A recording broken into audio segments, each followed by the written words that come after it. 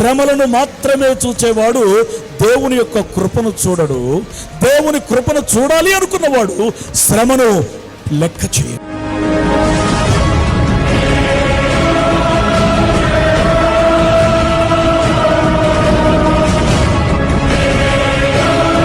నిర్ణయం ఒకటి, గురి ఒకటి, పరుగు మాత్రం మరోవైపు.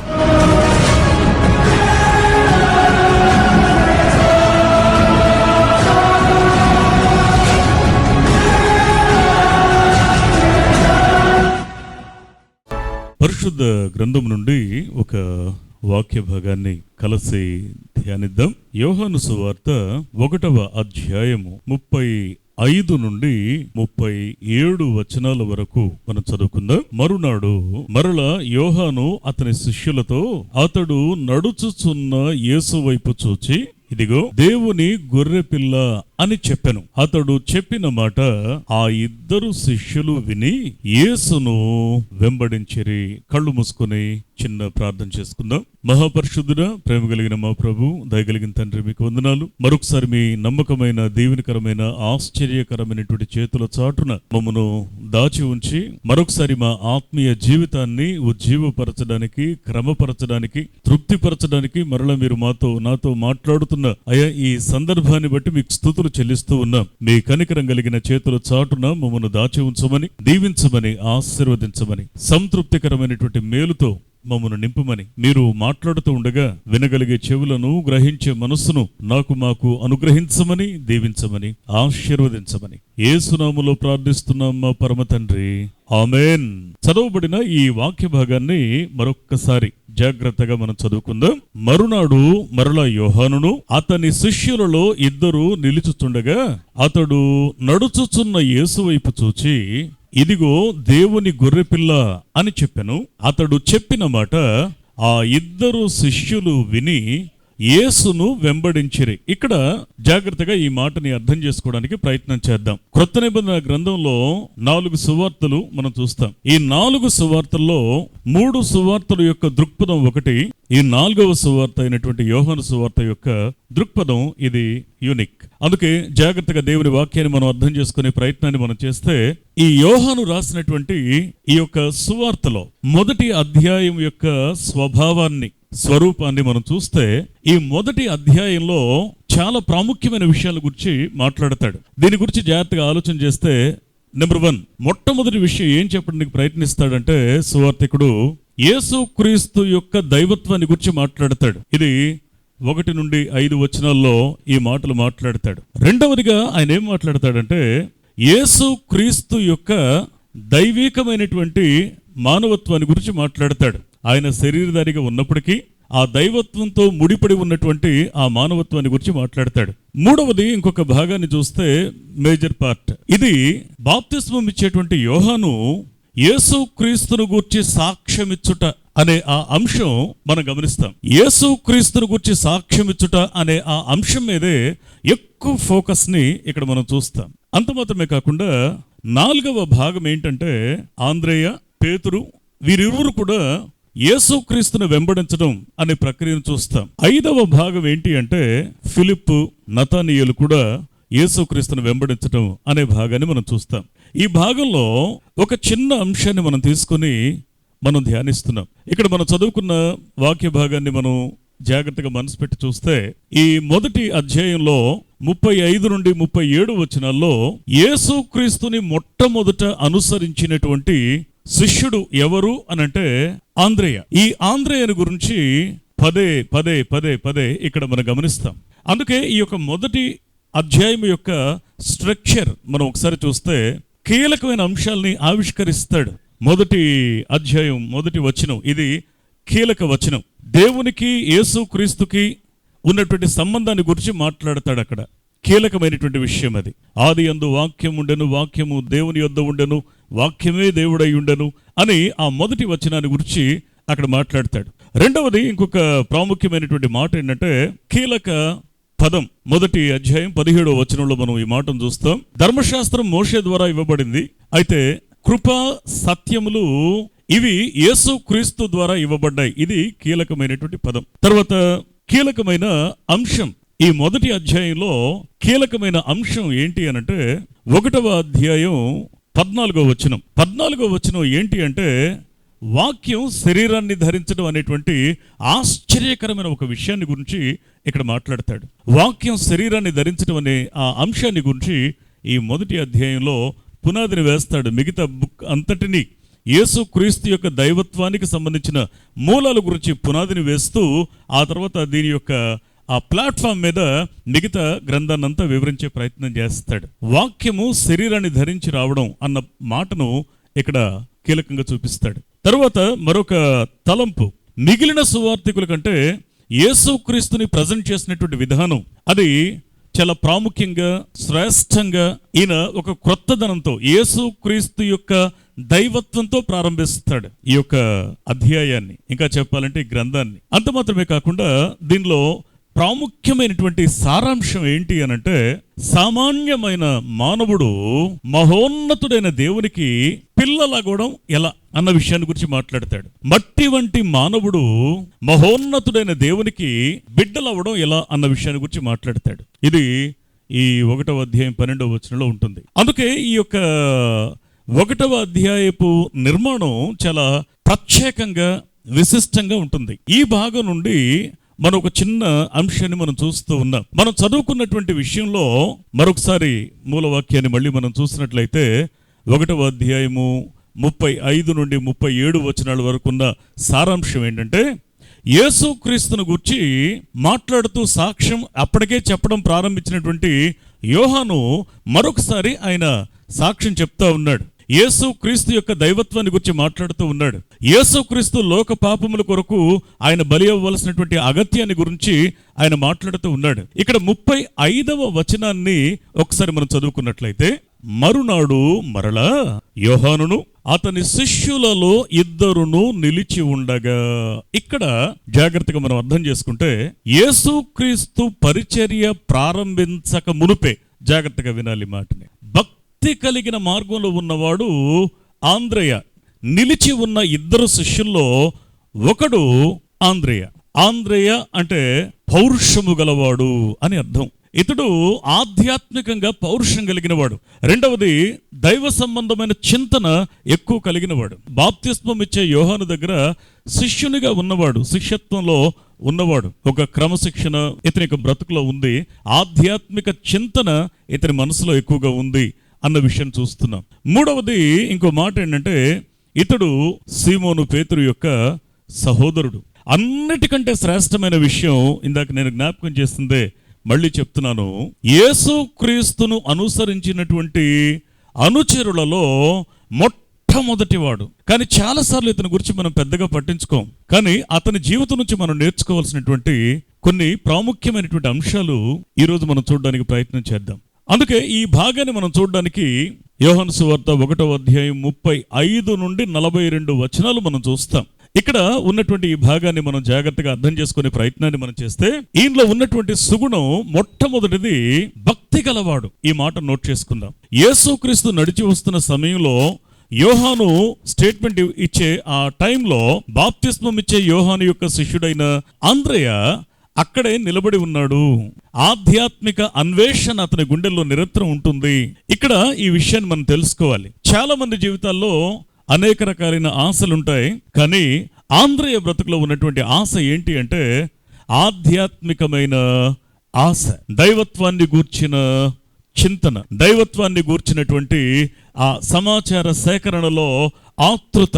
అందుకే జాగ్రత్తగా మనం అర్థం చేసుకుంటే భక్తి కలిగి ఉండడం అనే శ్రేష్టమైన గుణలక్షణాన్ని ఆంద్రేయ జీవితంలో చూస్తున్నాం. భక్తి కలిగి ఉండడం అంటే అర్థం ఏంటి? బైబిల్ యొక్క నిర్వచనంలో భక్తి కలిగి ఉండుట అన్న ఆ మాటకి సరైన నిర్వచనాన్ని ఓసారి మనం అర్థం చేసుకుంటే పౌలు భక్తుడు ఈ రీతిగా నిర్వచిస్తాడు. భక్తి అంటే ఏంటో చాలా మంది మనలో కూడా భక్తి కలిగిన వారిగా ఉంటాం. మనలో ఇప్పటికే భక్తిని కలిగి ఉన్నాం, ఇంకా భక్తిని వృద్ధి చేసుకుంటున్నాం, ఇంకా భక్తి పరులుగా ఉండాలని ఆశపడుతున్నాం. Everything is good.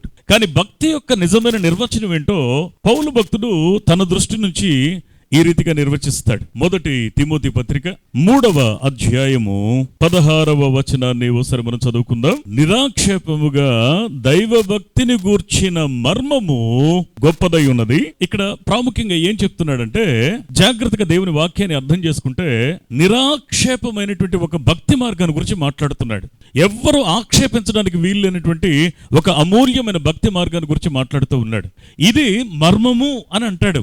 కారణం ఏంటంటే, అందరం భక్తి కలిగిన వారమే, అందరం భక్తులమే, అందరం భక్తి చేస్తున్నాం, అందరం ఆ దేవుని యొక్క సన్నిధిలో భక్తిలో పెరుగుతున్నాం. కానీ ఇక్కడ ఏమంటాడంటే, ఈ నిరాక్షేపమైనటువంటి ఈ భక్తి ఇది మర్మయుక్తమైంది అంటాడు. అంటే భక్తిలో అర్థం చేసుకోవాల్సినటువంటి అసలైనటువంటి అంశం ఏంటి? జాగ్రత్తగా ఈ విషయాన్ని మనం చూస్తే, భౌతికంగా ఏది కలుగుతుంది ఏది పోతుంది అన్న దాని మీద ఈ భక్తి మనసు పెట్టదు. ఈ మర్మయుక్తమైన భక్తి భౌతికంగా తనకి ఏం కలుగుతుంది ఏం కోల్పోతున్నాడు అన్న దాని మీద మనసు పెట్టదు, అతి శ్రేష్టమైన అంశం మీద మనసు పెడుతుంది. చదువుదాం ఇప్పుడు. నెంబర్ 1, నిరాక్షేపముగా దైవ భక్తిని గూర్చిన మర్మము గొప్పదై ఉన్నది, ఆయన సశరీరుడుగా ప్రత్యక్షమయ్యాడు. గమనించాల్సిన ప్రాముఖ్యమైన అంశం ఏంటంటే, ఆయన శరీరాన్ని ధరించి భూమి మీదకి వచ్చాడు. ఈ సత్యాన్ని విశ్వసించాలి. దైవమై ఉన్నవాడు, దేవుడై ఉన్నవాడు, సృష్టికర్త అయి ఉన్నవాడు, జీవితాల్ని మార్చడానికి, ఆ నిత్య నరకాగ్ని నుండి తన పిల్లల్ని తప్పించడానికి ఆయన శరీరాన్ని ధరించి సశరీరునిగా ఆయన భూమి మీదకి అవతరించాడు. మొదటి విషయం. తర్వాత ఆత్మ విషయమున ఆయన నీతిమంతుడు అని తీర్పు పొందాడు. రెండో విషయాన్ని గుర్తుపెట్టుకోవాలి. శరీరాన్ని ధరించి భూమి మీదకి వచ్చిన తర్వాత యేసు క్రీస్తు యొక్క జీవితం ఎలా ఉంది అని అంటే, ఆత్మ విషయంలో ఆయన నీతిమంతుడు అని తీర్పు పొందాడు. మూడవది, ఆయన దేవదూతలకు కనబడ్డాడు. ఈ మూడో విషయాన్ని గుర్తుపెట్టుకోవాలి. నాలుగవది, రక్షకుడు అని జనములలో ప్రకటింపబడెను. ఆయన రక్షకుడు అని 2000 సంవత్సరాల క్రితమే ప్రకటింపబడ్డాడు, విశ్వసించబడ్డాడు అన్న సత్యాన్ని మనం గుర్తుపెట్టుకోవాలి. లోకమందు నమ్మబడెను. ఆత్మ చెప్పుచున్న మాట చెవిగలవాడు వినుడుగాక. భక్తి అంటే అర్థం ఏంటో తెలుసా అండి? నేను ఈ నెలలో పలానా అంశం అనుకున్నాను, అది జరుగుతుందో జరగదో అని దానిని సాధించడానికి నేను ఒక వారమో 4 రోజులు 3 రోజులు టైం పెట్టుకొని ప్రార్థన చేసి పొందడం పొందకపోవడం, దీనికి ఒక్కదానికి మాత్రమే మనం ముడిపెడితే భక్తిని, వాస్తవంగా నిరాక్షేపమైన శ్రేష్టమైన గొప్ప భక్తిని ఇంకా మనం రుచి చూడలేదు. వాస్తవంగా భక్తి అంటే అర్థం ఏంటంటే, మన బ్రతుకులో సుఖం ఉండొచ్చు, కష్టం ఉండొచ్చు, ఒకవేళ ఆరోగ్యం ఉండొచ్చు, అనారోగ్యం ఉండొచ్చు, లాభం నష్టం రెండిట్లో ఏదన్నా ఉండొచ్చు. జీవితంలో పరిస్థితులు కాస్త అప్పుడప్పుడు 2 రకాల అనుభవాలు కూడా మనల్ని పలకరిస్తూ వెళ్తూ ఉండొచ్చు. వీటిని బట్టి మన యొక్క విశ్వాస జీవితం ఎట్టి పరిస్థితుల్లో ముడిపడి ఉండకూడదు. కేవలం భౌతికమైన అంశాలు దక్కడం కొరకు మాత్రమే మనం భక్తిని చేస్తే అది భక్తి కాదు, అది వ్యాపారం మాత్రమే. పిల్లలు దేవుణ్ణి తల్లిదండ్రులను అడిగినట్లుగా దేవుని అడిగే హక్కు ఉంది, అడగాలి, మనం దేవుని దగ్గర పొందుకోవాలి, మనకు ఆ స్వేచ్ఛ ఉంది. కానీ వాస్తవం ఏంటంటే, భక్తి అన్నదానికి బైబిల్ ఇస్తున్న నిర్వచనం, అయ్యా యేసుక్రీస్తు భూమి మీదకి వచ్చాడన్న సత్యం నువ్వు నమ్మడం, అది భక్తిలో ప్రధానమైన మెట్టు. ఆయన పరిశుద్ధుడిగా జీవించాడు అన్న సత్యాన్ని విశ్వసించటం, నీతిమంతునిగా జీవించాడు, నిందారహితునిగా జీవించాడు, ఆయన విశ్వసించబడ్డాడు, ఆయన ప్రకటించబడ్డాడు, నమ్మబడ్డాడు. అందుకే దేవుని యొక్క వాక్యాన్ని మనం జాగ్రత్తగా అర్థం చేసుకుంటే ఈ మూల సూత్రం ఉంది చూశారు, ఇది ముందు మన గుండెల్లో ప్రతిష్టం కావాలి. అందుకే పౌలు భక్తుడు భక్తిని గురించి చెప్తూ ఈ వివరణ ఇచ్చి దీనికి ముందు క్యాప్షన్ ఏం పెట్టాడంటే, అది మర్మము అని అంటాడు. ప్రియ దేవుని బిడ్డలారా, జాగ్రత్తగా అర్థం చేసుకునే ప్రయత్నం చేస్తే భక్తిని గురించి మరొక నిర్వచనం పేతురు ఈ రీతిగా అంటాడు. పేతురు రాసిన 2వ పత్రిక 1వ అధ్యాయము 2-3 వచనాలు ఓసారి మనం చదువుకుందాం. తన మహిమను బట్టియు గుణాతిశయమును బట్టియు మనలను పిలిచిన వాని యొక్క అనుభవ జ్ఞానము మూలముగా ఆయన దైవ శక్తి జీవమునకును భక్తికిని కావలసిన వాటినన్నిటినీ మనకు దయచేయుచున్నందున దేవుని గూర్చినట్టు మన ప్రభువైన యేసు క్రీస్తును గూర్చినైనట్టునైనా అనుభవ జ్ఞానము వలన మీకు కృపయు సమాధానమును విస్తరించునుగాక. ఆత్మ చెప్పుచున్న మాట చెవిగలవాడు వినుడుగాక. వాక్యం ఏం చెప్తా ఉందో తెలుసా?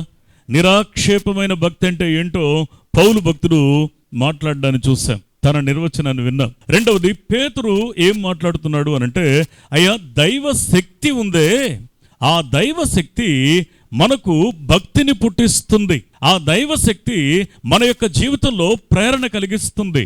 ఎప్పుడైతే దేవుని యొక్క దైవత్వాన్ని అర్థం చేసుకోవాలనే ఆశ కలిగి ఉంటామో, ఆ కారణం చేత ఆ కృప కలిగిన దేవుని యొక్క చేతులలో మనం ఒదిగి ఉండడానికి ఇష్టపడతాం. అందుకే అక్కడ వాడుతున్న పదాలని జాగ్రత్తగా అర్థం చేసుకునే ప్రయత్నం చేస్తే మరొకసారి ఆ మాట మనం చదువుదాం. తన మహిమను బట్టి గుణాతిశయములను బట్టి ఆత్మ చెప్పుచున్న మాట చెవి గలవాడు వినుగాక. మనల్ని ఆయన పిలిచాడు అన్న సత్యాన్ని భక్తి కలిగిన మనసు విస్మరించకూడదు. చదువుదాం. ఆయన దైవశక్తి జీవమునకును భక్తికిని కావలసిన వాటన్నిటినీ ఏం దయచేస్తా ఉంది మనకి? ఒకటి, జీవాన్ని. రెండు, భక్తిని. ఇవి సమకూర్చుకోవడానికి అవసరమైన వాటన్నిటిని కూడా ఆయన మనకు అనుగ్రహిస్తున్నాడు. దేని ద్వారా ప్రాప్తిస్తుంది? ఆయన దైవ శక్తిని బట్టి. అందుకే యేసు క్రీస్తును గూర్చిన అనుభవ జ్ఞానం కావాలి మనకు. అంటే దాని అర్థం ఏంటో తెలుసా?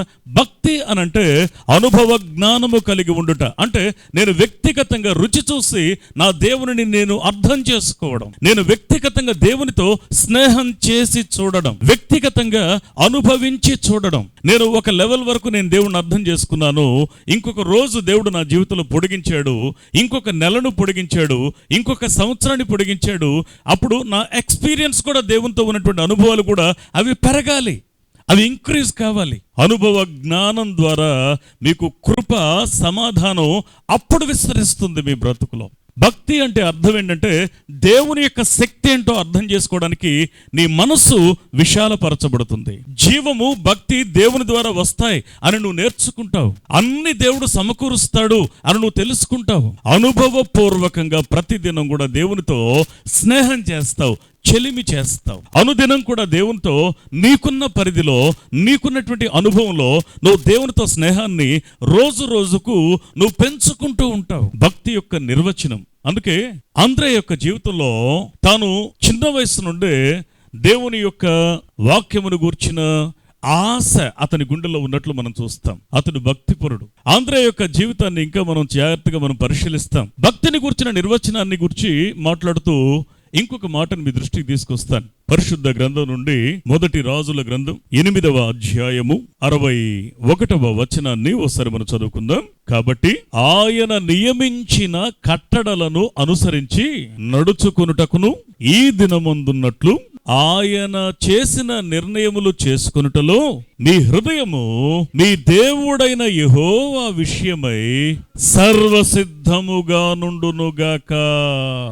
ఆత్మ చెప్పుచున్న మాట చెవి గలవాడు వినుగాక. వాక్యం ఏం చెప్తుందంటే, అయ్యా దైవభక్తి అంటే అర్థం ఏంటో తెలుసా? దేవుని గూర్చినటువంటి ఆ అంశాలు ఒకవేళ నీ ముందు తారసపడుతూ ఉంటే, దేవుడు మాట్లాడిన ప్రతి మాటను యాక్సెప్ట్ చేయడానికి, ఆయన నీకు బోధించిన మాటను నీ జీవితంలో అమలు పరచడానికి మనం చేయవలసిన పని ఏంటి అంటే, నీ మనసు అనుక్షణం సర్వసిద్ధముగా ఉండాలి. నువ్వు అన్ప్రిపేర్డ్గా ఉండడానికి వీల్లేదు. దేవుడు ఏం మాట్లాడుతున్నాడో నీకు తెలుసు. దేవుడు నీతో ఏం చెప్పడానికి ఇష్టపడుతున్నాడో నీకు తెలుసు. నీ నుంచి ఏం కోరుకుంటున్నాడో నీకు తెలుసు. నీలో ఏ మార్పును ఆయన ఆశపడుతున్నాడో నీకు తెలుసు. ఆయన ఆశించింది ఏంటో నీకు తెలుసు. నువ్వు ఆశించింది జరగాలంటే ఎలా జరుగుతుందో కూడా నీకు తెలుసు. మొట్టమొదట దైవభక్తి అన్న మాటకున్న నిజమైన నిర్వచనం ఏంటంటే, ఆయన కట్టడల్ని అనుసరించడానికి నీ మనస్సు దేవుని యొక్క మాటను నువ్వు నెరవేర్చడం కొరకు నీ మనసు సర్వసిద్ధంగా ఉండేలా నువ్వు జాగ్రత్త పడాలి. అందుకే దైవభక్తి అనంటే కొన్ని వచనాలు కంఠస్థం చేయగలగడం, లేకపోతే భౌతికమైనటువంటి అవసరాలతో భక్తి జీవితాన్ని ముడిపెట్టడం, కష్టాన్ని బట్టి ఓలా, సుఖాన్ని బట్టి ఓలా మనసు స్పందించడం, అనుకూలతల్లో ఒక రకంగా, అననుకూలతల్లో మరొక రకంగా కృంగిపోవడం, పొంగిపోవడం, ఇవి భక్తి యొక్క నిజమైన ఆనవాళ్లు కావవి. అందుకే వాక్యం ఏం చెప్తా ఉందంటే, అయ్యా నువ్వు భక్తి కలిగి ఉంటే నువ్వు ఖచ్చితంగా చేయాల్సింది ఏంటి అంటే, ఈ 3 ఎక్స్పీరియన్సెస్ గుండా నువ్వు ప్రయాణం చేయాలి. నిజంగా ప్రతి పరిస్థితుల్లో కూడా పరిణితి చెందుతూ వచ్చినటువంటి ఆంద్రేయ యొక్క జీవితాన్ని మనం ఆధారంగా తీసుకుంటే, తాను యోహాను యొక్క శిష్యునిగా ఉన్నప్పుడు యేసు క్రీస్తుతో పరిచయము కలిగాక ఆయన తన విశ్వాస జీవితాన్ని పెంపొందించుకొని మొట్టమొదట యేసు క్రీస్తును అనుసరించినటువంటి ఆధిక్యతను తాను దక్కించుకోగలిగాడు. అందుకే ఇంకొక మాట పౌలు అంటాడు తిమోతికి రాసిన 2వ పత్రికలో 3వ అధ్యాయము 5వ వచనంలో, అయ్యా పైకి భక్తి గలవారి వలె ఉండియు దాని శక్తిని ఆశ్రయించని వారై ఉంటారు. అదెంత బాధకరమైనటువంటి విషయం అది. నువ్వు అటువంటి వారికి నువ్వు విముఖుడముగా ఉండు, అటువంటి వారికి నువ్వు విముఖురాలిగా ఉండు. పైకి భక్తి కలిగిన వారి వలె ఉండడం, అది వారిని వారు కూడా మరి నష్టపరుచుకుంటున్నారు అన్న విషయాన్ని మర్చిపోకూడదు. అందుకే వాక్యం ఏం చెప్తుందంటే, భక్తి అంటే పైకి కనిపించడానికి కాస్త దాన్ని అలంకరించుకోవడం కాదు, అది జీవించి చూపించటం. This is purely practical life.